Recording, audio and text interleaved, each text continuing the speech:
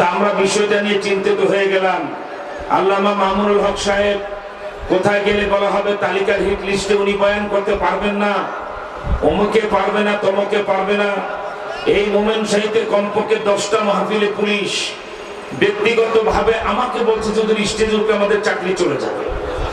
নাম ধাম বলে আপনাদের সামনে পরিষ্কার করি, মোমেন শাহী সদর থানার এসআই নজরুল সাহেব সারবাজারে যে বলেন এইভাবে হাত পেল, হুজুর আমার চাকরি আমার সন্তানদের রিজিক আপনার হাতে, আপনি স্টেজে উঠলে আমার চাকরি চলে যাবে।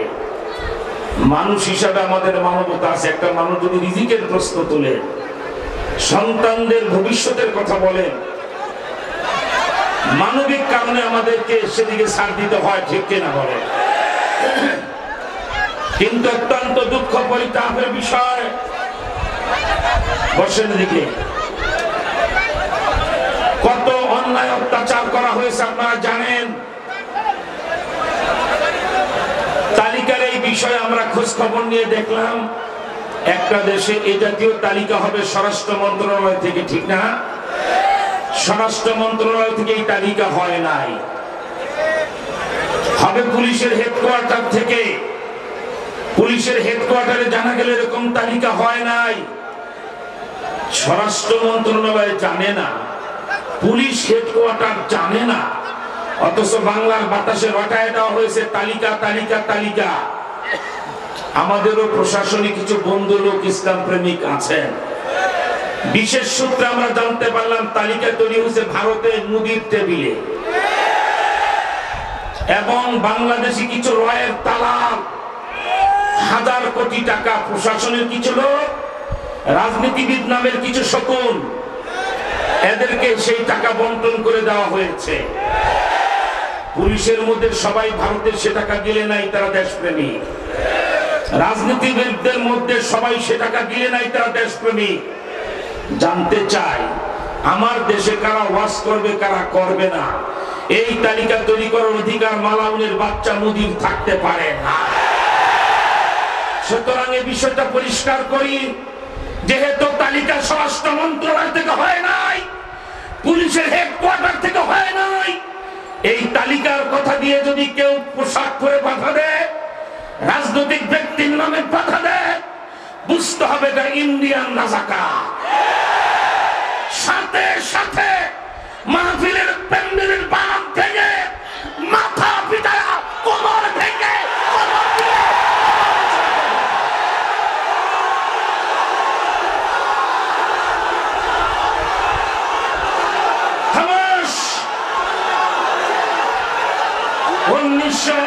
সালে এই দেশে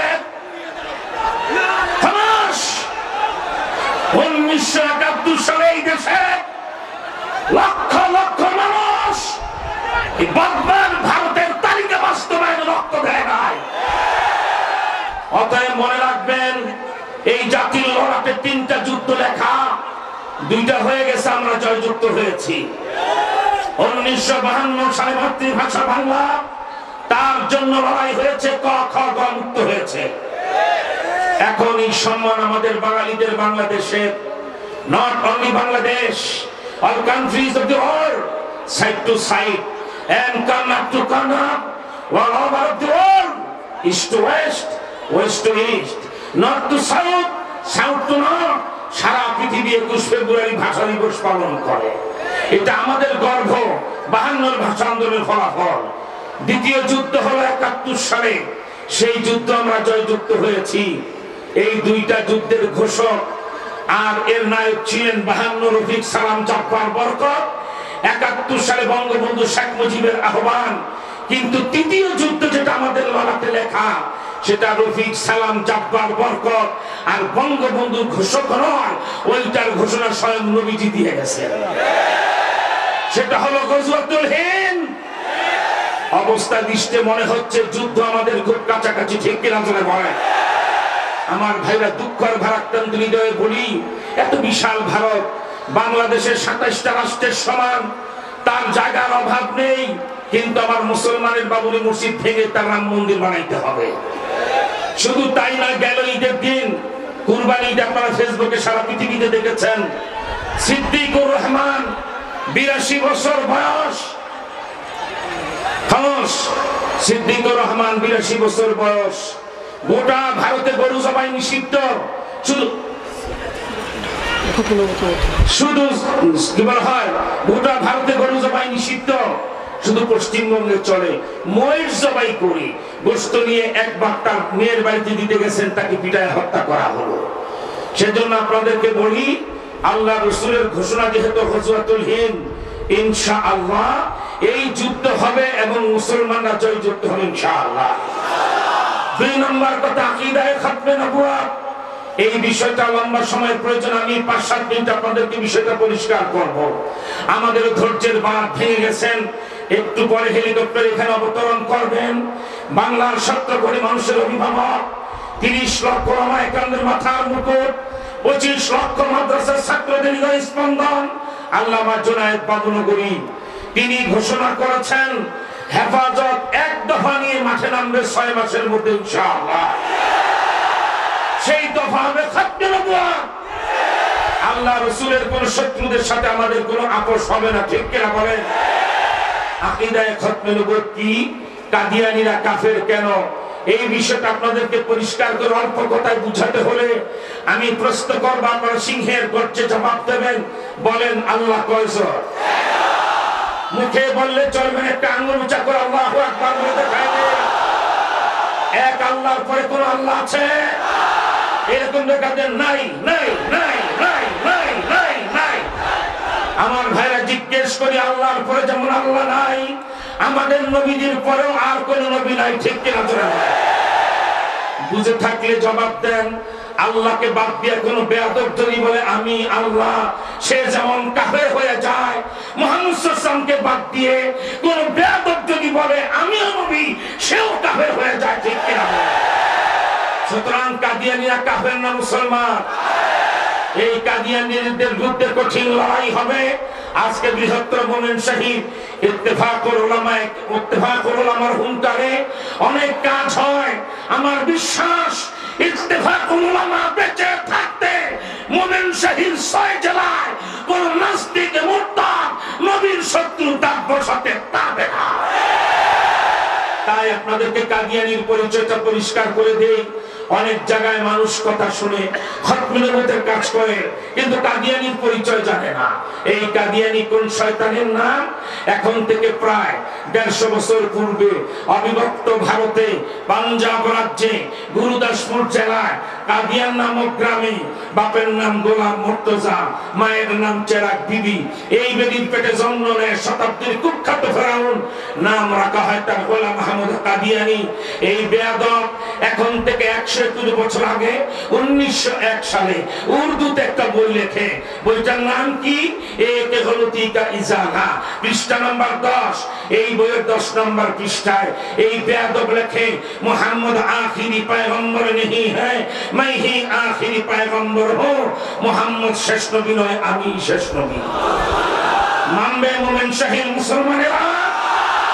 যেখানে কাদিয়ানী সেখানে জিন্দা কবর, ঠিক কিনা তোরা বলেন? ওই একই বইয়ের পরের পৃষ্ঠা, বইয়ের নাম এক গলতি কা ইজালা, পৃষ্ঠা নাম্বার 11। গোলাম কাদিয়ানী লিখে, मैं মুহাম্মদ से बढ़कर नबी हो, আমি মুহাম্মদের চেয়ে বড় নবী। কত বড় বেয়াদব! কোথায় লিয়াকতালি, কোথায় জুতার কালি, কোথায় তো জাহানের বাদশা খাতামুল আম্বিয়া? রাস্তা দিয়ে হেঁটে গেলে গাছের ডাল বাঁকা হয়ে তাকে বাতাস করত। রাস্তায় বের হয়ে রোদের তাপ লাগলে মেঘমালা তার মাথায় ছায়া দিত।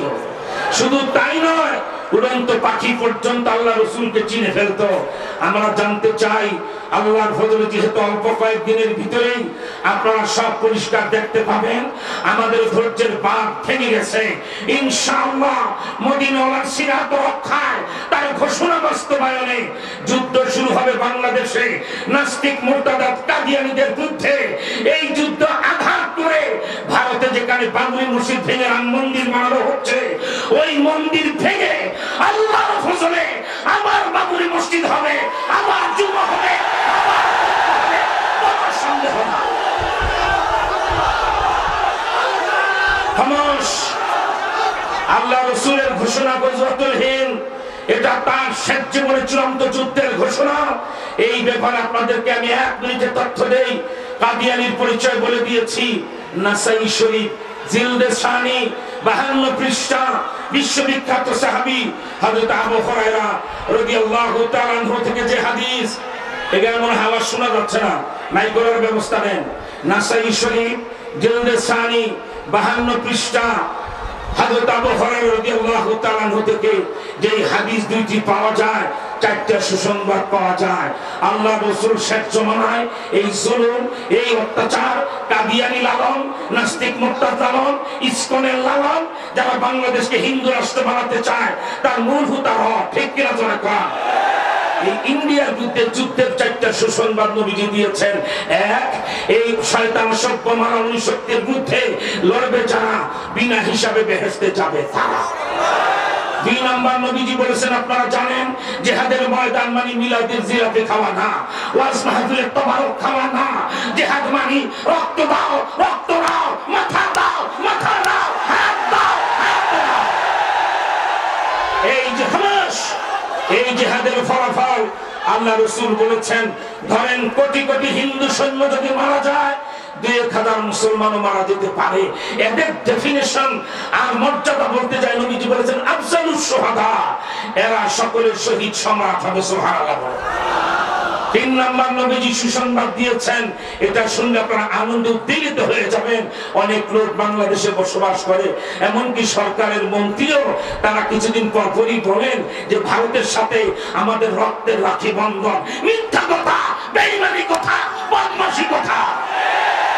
যেই খাবার বাবুরি মসজিদ ভেঙে রাম মন্দির বানায়, নবীর সিরাতের খেলাফ করে, নবীজির সিরাতুন নবীর খেলাফ করে, তারা কখনো আমাদের বন্ধু হতে পারে না। ঠিক কিনা জোরে কর।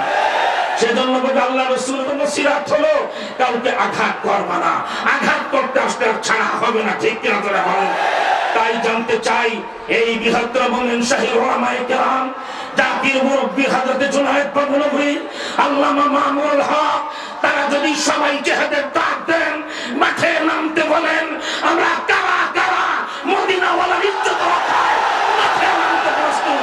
আল্লাহু আকবার বলে হাত উঁচু করে আমরা দেখায় দেই। আলহামদুলিল্লাহ। খতমে নবুয়ত জিন্দাবাদ, বিশ্ব নবী জিন্দাবাদ, নাস্তিক মুরতাদ কাদিয়ানীরা নিপাত যায়।